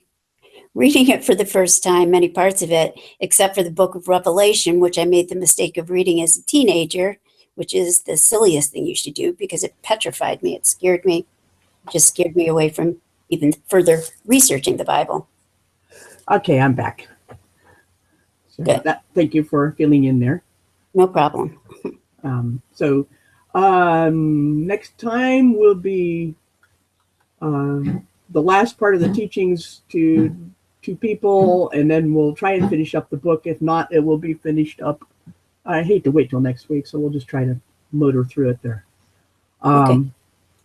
All right. What's going on in the chat there? I don't think much happened. There haven't been a lot of people watching, so. No, just one person came in and was, I think, trying to dissuade. But Oh, okay. Oh, I see that. Jedi Sentinel worshiping. He doesn't think Jesus is God. I have a whole article on whether Jesus was calling himself God and accepted worship, and not just honor, but worship as God. And in fact, I could just summarize it by saying the whole reason he was put to death is because, according to the Jews, because he claimed to be God. So he would not have been crucified had he not been conveying that idea to the people around him, especially the Pharisees, religious leaders. That's why they put him to death. And, he was doing all these miracles and things, and he was clearly portrayed also by others, the other New Testament writers, as God in the flesh. I mean, I just mentioned Philippians 2:5-11 a little bit ago, where he said that his equality with God was not something to be jealously guarded. Well, he had to have it to set that aside. Also, the book of Hebrews talks about it in the very first chapter about the superiority of the Son over the angels. Some will say, well, he's still not divine, but that's kind of begging the question, in my opinion. So, yeah, he did accept worship. Uh, the only time I can think of a proof text that people use is after his resurrection, where Mary met him didn't recognize him at first, and then thinking he was the gardener, and then he revealed himself as Jesus. He just said her name, and she knew immediately who he was, and she fell at his feet and grasped hold of his ankles, as people do when they're in that culture in the time, showing honor. And he said, "Don't hold on to me, because I have not yet ascended to my Father." So he hadn't gone back to heaven yet. And so he's not saying, "Don't worship me." He's saying, "Don't detain me. I have to go do something." So, yes, he is God in the flesh, absolutely. Yeah. So there was something I was going to talk about that I was hoping you could help me remember, and I completely forgot. Luciferian holidays that we think are so mellow and so normal are, wow, it blows your mind when you see them all listed in what we've innocently thought were Right, exactly. family holidays. Yeah, and then the dilemma is whether to change that or not. For example, a lot of things go way back to Constantine in the 300s AD, and he decided he wanted unity, like all the Roman emperors wanted. And what he decided to do was try to not just make Christianity the state religion, but to blend it with all the other religions, because the Romans wanted everyone to worship the entire pantheon. Well, so what was he going to do? He decided that, and then historians will say, on one day, on one day of the week, the pagans would go into these temples and worship their many gods, and the next day the Christians would come to the same temples and bow down to the same images. They just changed the names. And so what was going on also with their festivals and their celebrations and rituals and things, everything was given dual meaning, so that the Christian community, at least through the Middle Ages and the Dark Ages of the Catholic Church, carried forth the dual meaning, or the cover story, for all the pagan practices, such as saying that Jesus was born on December 25th, the Saturnalia, Advent, or not Advent, what people do during Lent. All of these practices with candles and all these things all have pagan origins. The New Testament never says to celebrate the birth of Jesus. It never says that you must meet together on the first day of the week, or any other day of the week for that matter. It does not push the Sabbath. It pushes against the Sabbath, actually, for Christians. So then the question becomes, well, knowing that what we've been doing is actually have pagan origins, what are we supposed to do? If we use the New Testament as any kind of a precedent, especially where Paul writes about food offered to idols in his letter to the Corinthians, where he says he approaches it from two different angles. And he says, on the one hand, you are free to do whatever you want, because to you it doesn't mean anything. You're not worshiping idols when you eat meat that was offered and sacrificed to an idol and then sold on the marketplace. And he says, just don't ask where it came from. Problem solved. You don't know where this came from. Just eat the meat, buy the meat, and eat it. Don't ask where it was before. And so to Paul, it was no big deal, because he would use the often repeated phrase in the Old Testament, the earth is the Lord's and everything in it. So there were no restrictions on what a Christian consumed. But on the other hand, he says, if someone says to you, this was offered in sacrifice, the best thing to do is not to eat it, because then you are giving the indication that you are participating in a pagan sacrifice. So that's where the line is drawn. How much do you know? Now, in all our culture up to this point, it has not been known about the pagan origins, at least not widely known by very many people. But that's changing. And people are becoming aware of what, for example, Halloween really is about, and what still is practiced in secret on that day, and what the origin of the Yule log and the evergreen tree and the wreath and mistletoe, and then at Easter, the eggs and bunnies and all those things. Um, when people know something, then they're responsible. And so some people's reaction is to say, let's bury our heads in the sand. I don't want to hear you talk about what it really means. Don't tell me that. I don't want to give up my traditions. And that is deliberate ignorance. And the Bible never condones that sort of thing. We are supposed to seek out knowledge. So once we know those things, we should stop doing them. And it's hard when you know that and your relatives refuse to listen and they expect you to come to the parties and celebrations and the church services and all that. And you just, in that case, I think Paul would command or recommend personal conviction. And it's like with the head coverings, in a way you're between a rock and a hard place. Right. And you just have to decide for yourself, or just say, there is a precedent here for this. In the Old Testament, there was a certain, I don't remember if he was Hebrew or not, but he was a Hebrew believer, a convert. And once he became aware of the truth, he had to go back to his job as a assistant to a pagan king. And part of his job was to hold the king was kind of elderly or infirm. He had to hold the king's arm and steady him as he knelt before his God.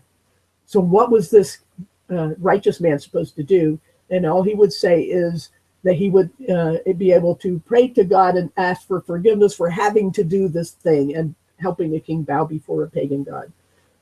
And so what we can do if we're caught in that predicament, I think, is to say, God, forgive me. I have to go to this thing to keep the peace of my family. And, I know this is wrong, but there's nothing I can do about it. I have to go here. And just, I've actually been, even before really coming to the Bible, for 2 years, I haven't celebrated Christmas or Easter, the main ones, Christmas Eve. And my son so far has been really good with that. He knows now that I am studying the Bible, and but I wasn't then. I just learned what it really meant. And it took me a little bit to realize, this whole process of me finally coming to the Bible is realizing what the evils in this world are really about. I had to learn one before I could come to the other, which is reversed, I'm sure, for a lot of people that were just born into it, which I have a ton of respect for. It doesn't work that way for people like me that moved out of the church and are coming back to it after years of making excuses. So, but even 2 years ago, before even coming to this, I knew it was not a holiday to be, Right. But now I'm more convinced of why. And I feel like I stand on better ground, with my son. Right. In explaining to him why. Sorry. Still get coughing fits, although my voice seems to recover a little quicker now, but nasty man. Yeah. So that's the best if anybody asks what to do in those situations, that's the best I can tell them right now, because we are in a time of transition in a lot of ways. And so it's going to be, a matter of intent. Here again, we always come back to intent. Yep. But so many things seem, even since I've started in this whole process of learning about everything, things seem to be even faster now than they were just a few years ago. Don't you agree? I think so, yes. Becoming unveiled to everybody. Right. It does seem that this is probably probably closer to what people were talking about with disclosure than any kind of alien presence. You know what I mean? Right. Because a lot of things are being disclosed. And although there's a lot of falsehoods still being perpetrated and a lot of guilt by association that people are using, whether by people being planted, paid shills or whatever, or not, the fact is there's a lot of wild and crazy, and totally off the wall stuff that's being put along not only with flat earth, but with Christianity and a lot of things that are trying to muddy the waters. And so it would look from that to mean that God is ordering the time of transition and the powers that be are trying to hide it. and not doing a very good job. So Right. Well, and all the things that are coming out about the government, Pedogate, and the clamping down on false news, you right. know, that's kind of bubbling up to the surface, which is good. Yes, it is, and here again, it's like what Jesus would say. His disciples asked him, "Why do you speak to the people in parables? Why don't you speak plainly?"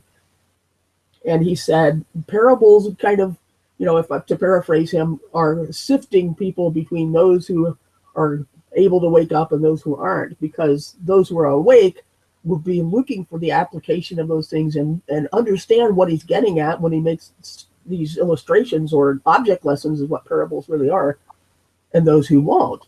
And there's a verse in the New Testament where Paul says um, that God had to hide some of these things from the rulers and authorities so that Jesus would be crucified as predicted, because if they had known it, they wouldn't have done it, because he had to be sacrificed in order to redeem us, and they would have tried to stop it. Right. So, what God hides, he hides for very good reasons. And what is being revealed to only certain people is not necessarily because God picks and chooses, as some would believe, but because some are just choosing themselves to wake up and look for the meaning behind everything, and not just be content to skim along the surface. Well, and actually, how I had my awakening was through the Gospel of Thomas.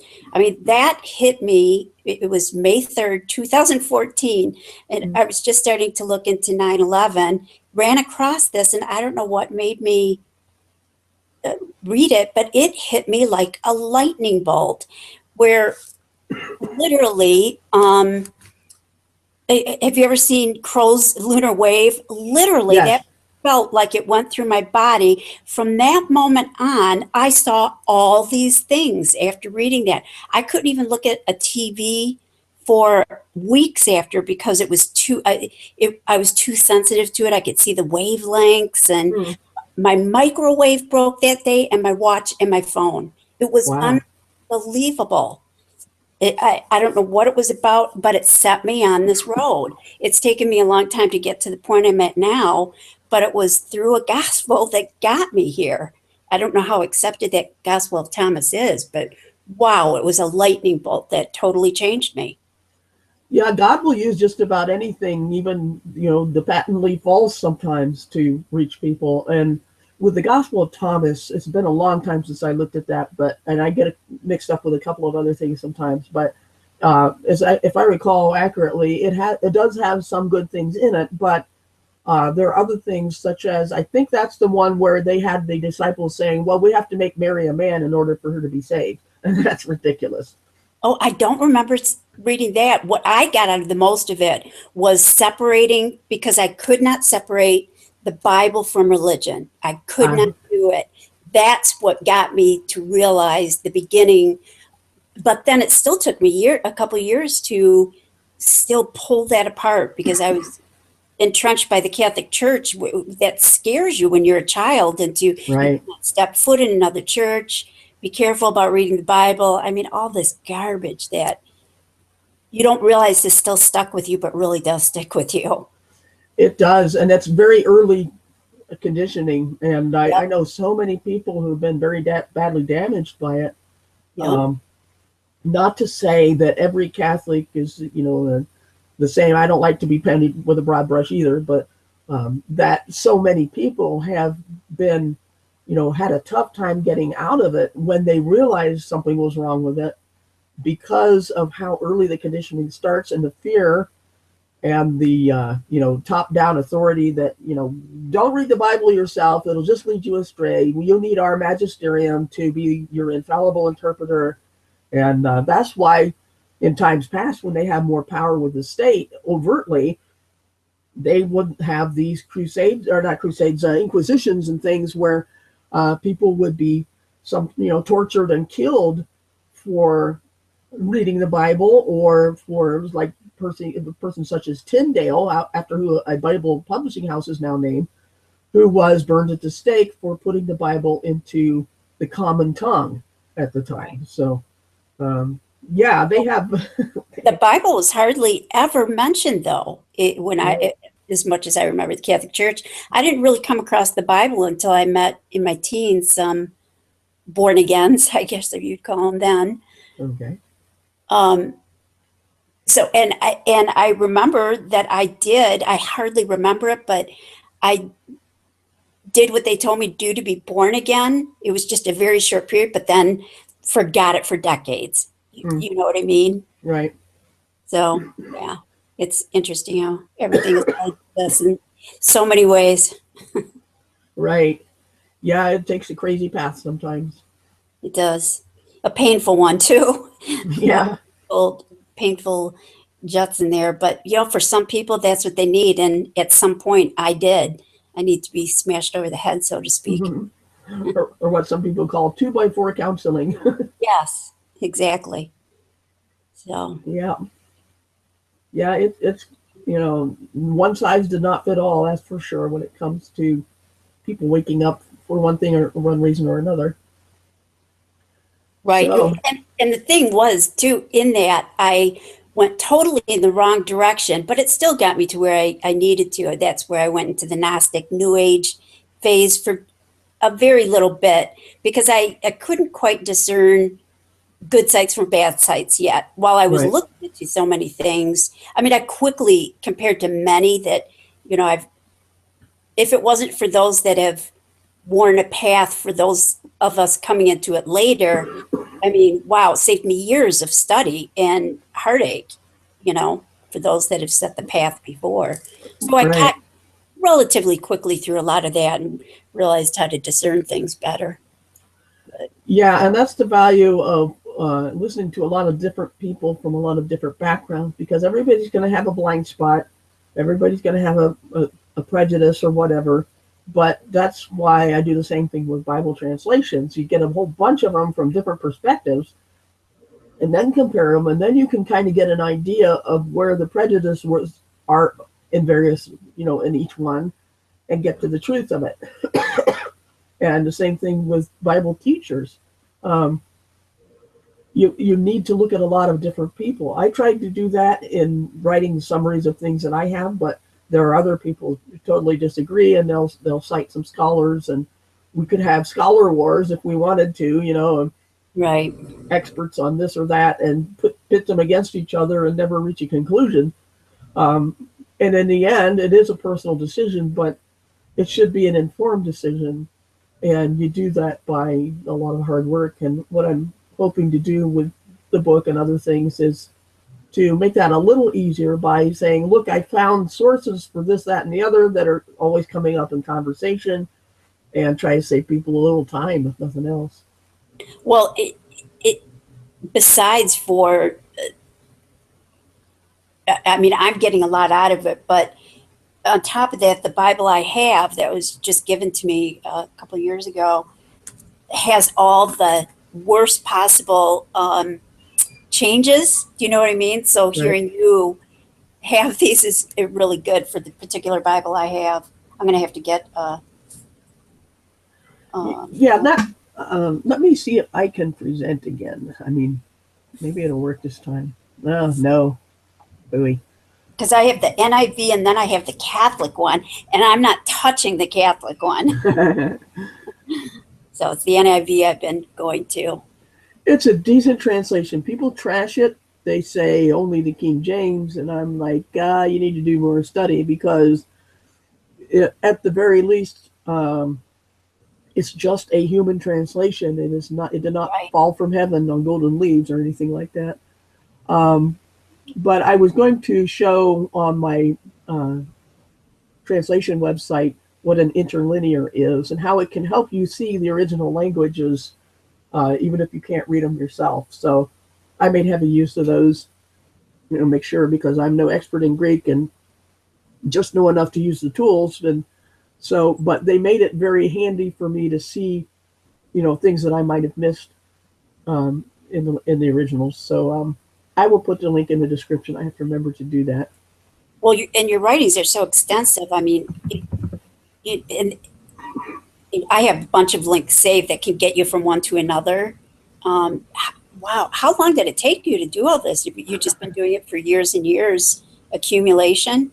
Yeah, a lot of it in the main blog, the feather.net blog, is archived information that I just started out like in the early 2000s or late 1999, just starting to collect my writings, my studies, and started putting them online. And then I kept writing and kept writing, and then I would write more as I'd be in blogs and message boards and try to clarify things, summarize things. And then I actually stopped in 2012 for a while because I noticed I was starting to repeat myself a lot. And I waited a while, and then I started up another one that was more aimed at a more general audience and more general topics. And that was the What in the World site. And then I also collected resources, good links of things that I used in my studies, put those on both those websites. I also have some of the things I put in book form, and then eventually the New Testament translation. I don't.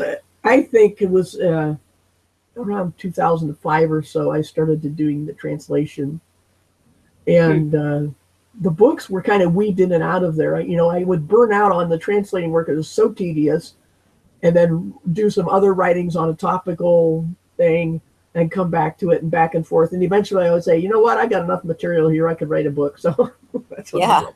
you certainly do. So, but it is a lot of work. And some of the books, the ones on the websites are the most corrected as far as typos go, although I haven't kept up with the You Are All One book online. Because if you go to change a published book, you have to jump through all kinds of hoops, and it has to be a new separate edition. I just haven't bothered for typos. Right. Yeah. Well, most people can figure it out. Right. I mean, you know a typo when you see one most of the time. Right. So Exactly. I did want to ask you about one thing, and I can't remember if it was in Acts. I was struck by, I hope I'm saying the name right, Ananias getting struck down dead for holding back a oh, portion. Ananias, yes. Wow, that kind of surprised me after the help he had given. Do you know what I mean? All those prior to that. And then he does this one little deed and is struck down. And then his wife is too. Prior to that, are you mixing them up with somebody else? Maybe. Oops. Oh yeah, there was another Ananias. That's not the same guy. Okay. Not the same guy. Okay. Wow. Because, yeah, I just read about the one earlier. Then later that night, I'm reading he was struck dead. It's like, what happened? Yeah, there was one that actually was sent to Saul after he had his experience, his encounter with Jesus, and he was sent there to Right. Put hands on him. Yeah, that's a different Ananias. Okay. Yeah, different people. Okay. Good to know. Yeah, that would be confusing. It's just like the name James is very common. Well, which James are we talking about? James and John, the fishermen, or James, the half brother of Jesus, or Right. or Mary, or so many Marys in the Bible. Yeah. I'm, again, being new at this, I'm not trying to keep those so much in track unless it's really, really necessary. I'm trying to get the message more than anything. Right. For the first time around, at least. Yeah, and it's hard when you don't have the context, which is why it's good to check with a bunch of people on commentaries on various passages. Just say, right. Tell me what's going on here. I don't, this doesn't make any sense. Well, I'm glad I asked you about that then. Wow. Okay. Yeah, it really does. That's why I did the book. I mean, and the Bible site is because context is just everything. Yeah. And it takes a lot of work to find it. And so, and the stuff I give as a context is, of course, my opinion, my understanding of what resources I looked at, and somebody else may come to a different conclusion. And so it's good to check with more than one person. But that brings up another issue of interpretation, is that some people believe, Christians will believe, that if you disagree with them, then you are not just disagreeing, you are fooled by the teachings of men, they'll say.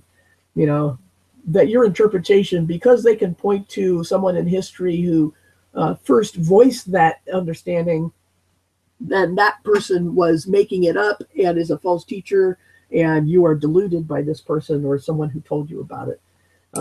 It's too much ego in that. I mean, people have to understand that we're human, and we have, we can all look at the same data and come to a different conclusion. That's just a human thing. It's not, whether we're talking about creation versus evolution or teachings within Christianity. All through Acts, I mean, it does state there was discussions into all through the night into the mornings. So, I mean, you're not just going to be agreeing with each other if you're staying up all night. Right. There's discussion points like, well, this is how I got it. This is how I got it. You know what I mean? Right. Or else time doesn't go that fast when you're just all agreeable to each other. Right. And there's even the personality clashes with the Apostle Paul. Like, he was with Silas at one point, and then he was with Barnabas at another point, and then they had a sharp disagreement that made them part ways. But because they parted ways and took different traveling companions with them, the word got out even more. So, God will even use personal differences as a way to get people to fan out and reach more. So, but I didn't know Paul's whole story. I never got that, how he came into the picture. So wow, I learned that. Never knew that. Yeah, he was the first major persecutor of the church. Yeah, right. Yeah, he was not a good guy prior to seeing the light in the road. Wow, not at all. Pharisee. Yeah, and it's funny that some people, you argue with, anti-Christians about the Bible and Apostle Paul and things like that, and they're so. And somebody once said something about, sometimes people can be, they're trying to figure out why Paul converted. It's like, well, sometimes you can be so against something that you wind up being for it as an excuse. And I'm like, well, then you better be careful, right? Because you're really against it right now. You're in danger of having the same thing happen to you, so you better back off. Yeah. And I also didn't know all the miracles that the apostles themselves were able to. Right, yeah. Wow, it surprised me. I didn't realize that they were also doing so many along the road. Yeah, and Jesus promised that this would happen. He said, you will do greater things than these. He didn't necessarily say everyone all the time, because even the Apostle Paul couldn't heal himself at one time. Healing is a gift, but it isn't necessarily a gift that you have 24/7 all your life. Right. That could be true of any spiritual gift, although they tend to stick. They don't necessarily stick. And like the Apostle Paul said at one point that he was praising some people that he had met a while back, and started a church there. And he said, you would have, I believe honestly that if you could, you would have gouged out your own eyes and given them to me, because he had problems with his eyes, which makes sense when you remember when he was struck down on the road to Damascus, he was blinded for 3 days. Yeah. And it was brought back to him and he called it his thorn in the flesh to keep him humble, that he had this problem that he even prayed about, and he himself had healed others and even raised one from the dead, and yet he could not heal his own eyes. And Luke, who was his traveling companion after a while, was a physician. And so, why do you have a doctor traveling with you unless you have a physical problem that you can't fix? So lots of interesting stuff going on there. Yeah, really is. Well, save your voice for tomorrow. Yep, and time for lunch and all sorts of things like that. So thanks again. I can't thank you enough for helping me out here. No problem. It's been great. Gotten a lot out of it. All righty. Everybody, thank you for coming, all 5 or 6 of you, and we will do this again tomorrow at the same time. So thanks again. We'll see you then.